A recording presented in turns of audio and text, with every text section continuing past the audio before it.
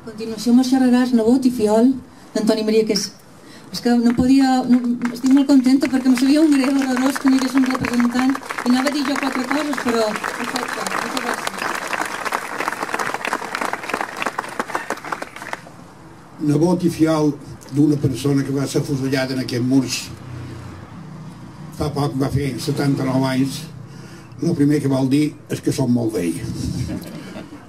No, ell era viudo, no tenia fills, era el germà major de mon pare, que era el germà petit. He sentit parlar del tio Toni a casa mon pare moltes vegades. Ell era un poc distint a tots aquests altres que el varen acompanyar aquell dia, perquè no tenia càrrecs polítics.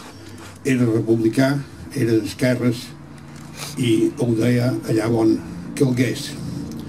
Però no tenia càrrecs polítics com he dit antes, ni per tant hi ha molt escrit damunt ell. Jo recordo sobretot que mon pare m'ha contat, mon pare va venir aquí el 24 de febrer de l'any 1937, va venir aquí per recollir el cadàver, perquè si no el haguessin tirat a la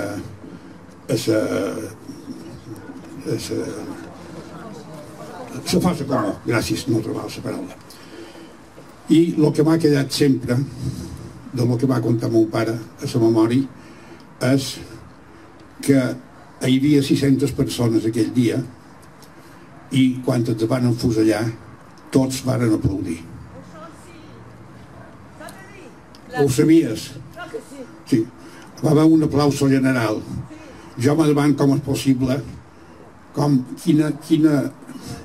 quin esperit hi podia haver en aquells moments que tothom se posava a aplaudir. M'agradaria que qualque dia no s'aplaudigués més quan passin aquestes coses. No diré res més perquè els altres que m'han precedut han dit més que suficient. Estic molt content de que avui hi hagi també molta gent i que s'aplaudesqui, perquè s'aplaudeix per una raó diametralment oposta a el que se va aplaudir aquell dia. Bones tardes.